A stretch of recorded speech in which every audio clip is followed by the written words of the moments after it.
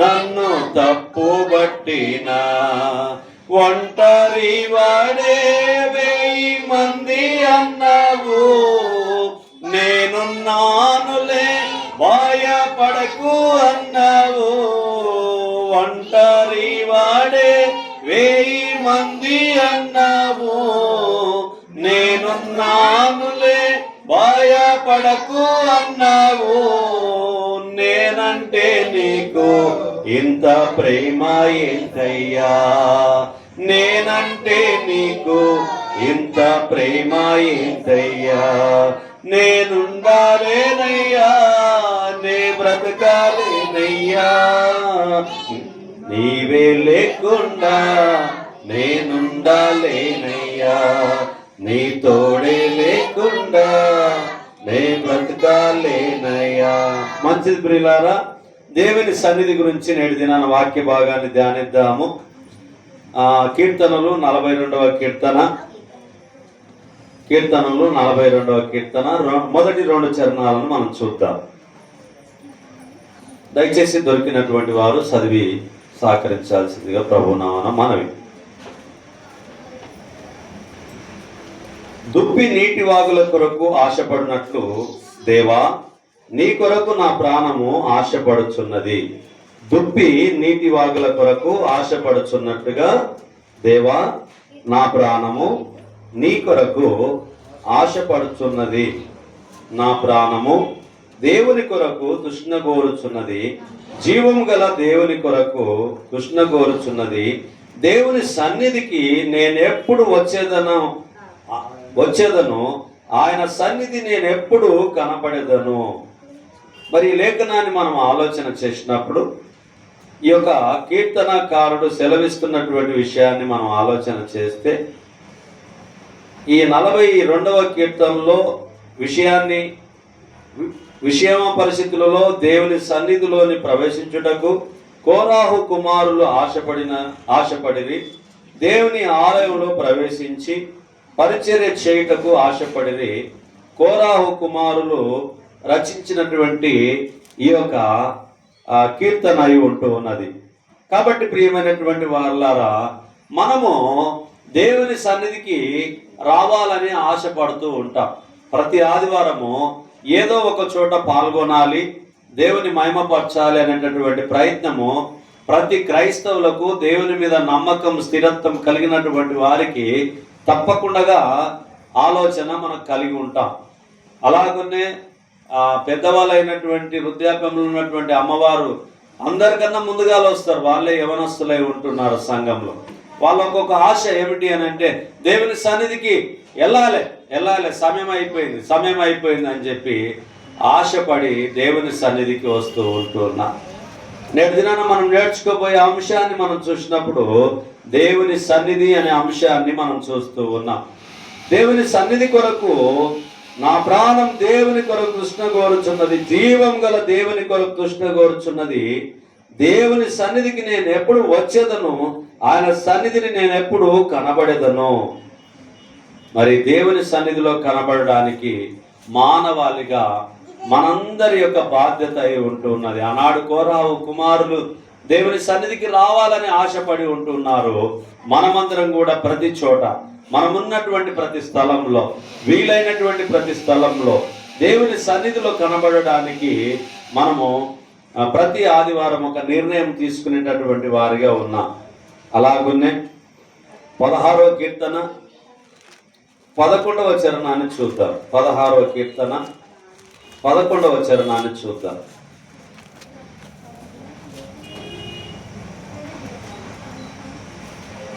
జీవ మార్గమును నీవు నాకు తెలియజేసేదవు, నీ సన్నిధిని సంపూర్ణ సంతోషము కలదు, నీ కుడి చేతిలో నిత్యము సుఖములు కలవు. జీవ మార్గమును నీవు నాకు తెలియజేసేదవు, నీ సన్నిధిని సంపూర్ణ సంతోషము కలదు, నీ కుడి చేతితో నిత్యము సుఖములు కలవు. జీవ మార్గమును నీవు నాకు తెలియజేసేది. వాక్యంతో మాట్లాడుతూ ఉన్నప్పుడు మన జీవ మార్గాలను వాక్యం ద్వారా మనం తెలుసుకుంటాం. ఎందుకొరకు తెలుసుకుంటాం?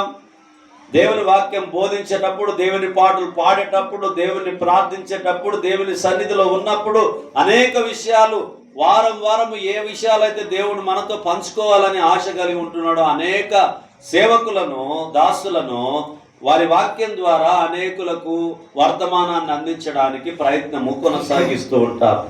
ప్రార్థన పూర్వకంగా వాక్యాన్ని అందించేటటువంటి ప్రయత్నం చేస్తూ ఉంటారు. అది ఎంతమందిలో ఫలభరితంగా ఫలిస్తుందో చెప్పేవారికి తెలియదు, కానీ దేవునికి మాత్రమే తెలుసు.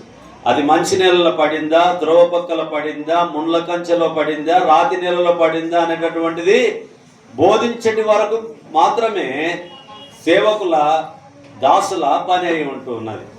మరి విని విశ్వసించి మరి నమ్మి రక్షణ పొంది మరణం వరకు నమ్మకంగా ఉండడము మానవునికి ఉన్నటువంటి ప్రధానమైనటువంటి బాధ్యత అయి ఉంటున్నది. అంతేకాకుండా ఆదివారం రోజున దేవుని సన్నిధిలో మనకు వీలైన కొలది దేవుని సన్నిధిలో ఉండడానికి మనం ప్రయత్నం చేయాలి. అలాగున్నే కీర్తనలో మొదటి కీర్తన మనం చూసినప్పుడు, దుష్టుల ఆలోచన చొప్పున నడవక, పాపుల మార్గమున నిలవక, అపహాసకులు కూర్చుండ చోటున కూర్చుండక, యెహోవా ధర్మశాస్త్రమునందు ఆనందించుచు దివారాత్రము దానిని ధ్యానించువాడు ధన్యుడు. అతడు నీటి కాలువల యోరాన నాటబడినదై ఆకువాడక తన కాలమందు ఫలమిచ్చు చెట్టు వలె నుండును. అతడు చేయనదంతయు సఫలమగును. ఎప్పుడైతే మనము దేవుని సన్నిధిలో గడుపుతామో, దేవుని సన్నిధిలో వెతుకుతామో, ఆయన మనం చేస్తున్న ప్రతి దాన్ని కూడా ఆయన ఏం చేస్తాడంటే విజయాన్ని సొంతం చేస్తాడు. అతడు నీటి కాల్వన యోరాన నాటబడినదై ఆకువాడక తన కాలమందు ఫలమిచ్చు చెట్టు వలె నుండును. అతడు చేయనదంతయు సఫలమగును. దుష్టులు అలాగునుండక గాలి చెదరగొట్టు పొట్టు వలె నుందురు.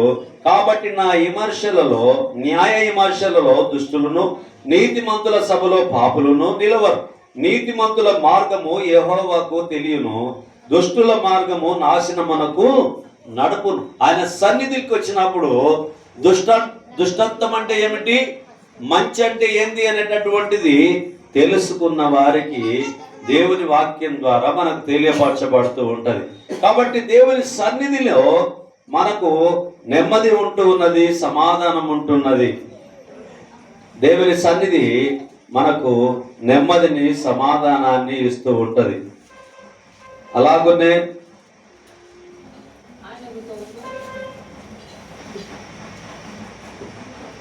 140వ కీర్తన 140వ కీర్తన 13వ చరణాన్ని చూద్దాం. నిశ్చయముగా నీతిమంతులు నీ నామమునకు కృతజ్ఞతాస్తుతులు చెల్లించెదరు. నిశ్చయముగా నీతిమంతులు నీ నామమునకు కృతజ్ఞతాస్తుతులు చెల్లించెదరు. యథార్థవంతులు నీ సన్నిధిని నివసించెదరు. నిశ్చయముగా నీతిమంతులు నీ నామమునకు కృతజ్ఞతాస్తుతులు చెల్లించెదరు. యథార్థవంతులు నీ సన్నిధిని నివసించెదరు.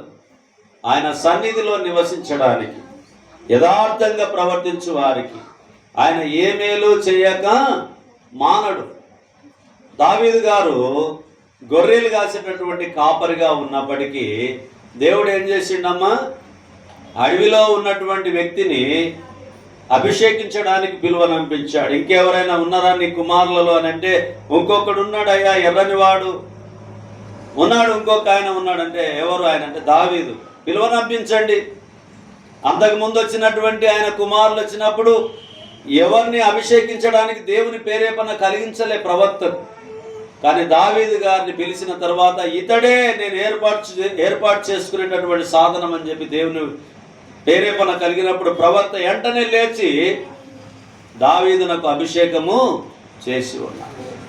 దావీదు గారు దేవుని సన్నిధిలో ఏ విధంగా నడుచుకున్నాడో మనకందరికీ తెలుసు. అతను చేసిన ఒక 2 పొరపాట్లు తప్ప మిగిలినవన్నీ కూడా దేవునికి లోబడి జీవించినటువంటి వ్యక్తిగా ఉన్నాడు. ఆ 2 తప్పులకు కూడా తాను ఏం చేసిండు, అనేక మార్లు నన్ను క్షమించు నాయనా, నన్ను క్షమించు నాయనా, నన్ను క్షమించు నాయనా, నన్ను క్షమించు నాయనా అని చెప్పి ఆయన క్షమాపణ కోరుతూనే ఉంటూ ఉన్నాడు.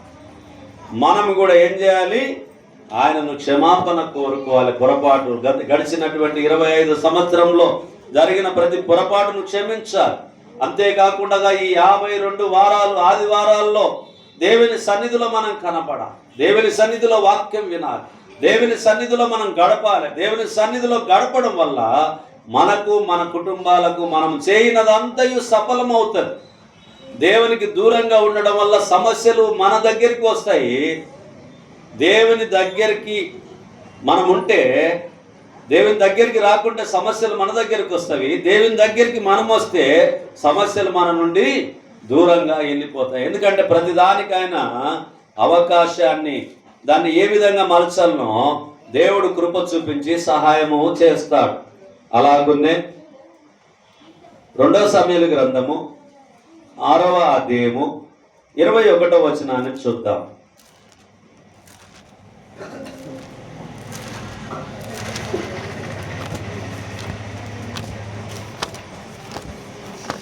రెండో సమూయేలు గ్రంథము 6వ అధ్యాయము 21వ వచనాన్ని చూద్దాం. 6వ అధ్యాయము 21. నీ తండ్రిని అతని సంతతిని విసర్జించి ఇశ్రాయేలును తన జనుల మీద నన్ను అధిపతిగా నిర్ణయించుటకై నన్ను ఏర్పరచుకొనిన యెహోవా సన్నిధిని నేనెలాగూ చేసి తిని, యెహోవా సన్నిధిని నేను ఆట ఆడి తిని. ఇంతకంటే మరి ఎక్కువగా తృణీకరింపబడిన బడి నా దృష్టికి నేను అల్పుడనై నీవు చెప్పిన పనికత్తెల దృష్టికి గనుడనగుదునని మీకాలుతో అనెను. మరణం వరకు సౌలు కుమార్తెకు మీకాలు పిల్లలను కని ఉండెను. ఈ 21వ వచనం చూసినప్పుడు నీ తండ్రిని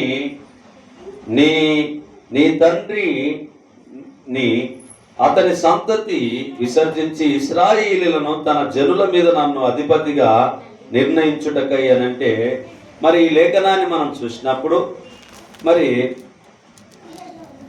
ముఖ్యమైనటువంటి భాగాన్ని చూస్తే 6వ అధ్యాయంలో మందసము ఒక క్రొత్త బండిలో దావీదు తీసుకొని వచ్చుట గురించి, ఉజ్జా సంహరింపబడుట గురించి, దావీదు మందసమును సియోనులోనికి తీసుకొని వచ్చేట గురించి, మీకాలు దావీదును ఏలన పరిచేటటువంటి విషయాన్ని, ఆమెకు పిల్లలు పుట్టలేదనేటటువంటి విషయాన్ని ఇక్కడ మనం చూస్తూ ఉన్నాం. ఈ 21లో మనం చూసినప్పుడు, 22లో చూసినప్పుడు, ఇంతకంటే మరి ఎక్కువగా నేను తృణీకరింపబడిన నా దృష్టికి నేను అల్పుడనై నీవు చెప్పిన పనికత్తెల దృష్టికి గనుడ నగుదునని మీకాలుతో అనెను. మరణం వరకు సౌలు కుమార్తెకు మీకాలు పిల్లలను కనక ఉండెను. ఈ దావీదు గారు మందసం తీసుకొని వచ్చేటప్పుడు దావీదు విషయంలో ఉజ్జా ఏం చేశాడనంటే ఒక పని చేశాడు. మందసం తీసుకొని వస్తూ ఉన్నప్పుడు ఆ మందసాన్ని ఆ కింద పడబోతుంటే ఉజ్జా పట్టుకోవడానికి ప్రయత్నం చేసి ఉన్నాడు. చేసి ఉంటే దేవుడు వెంటనే ఉజ్జాను మొత్తి ఉన్నాడు.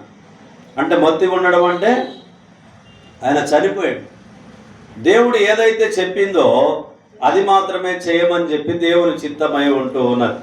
కాబట్టి ప్రియమైన వారలారా, దేవుని వాక్యాన్ని వీక్షిస్తున్నటువంటి మనమందరం చేయాల్సినటువంటి పని ఏమిటంటే ఆయన సన్నిధిలో గడపడము మనకు శ్రేయస్కరమై ఉంటున్నది.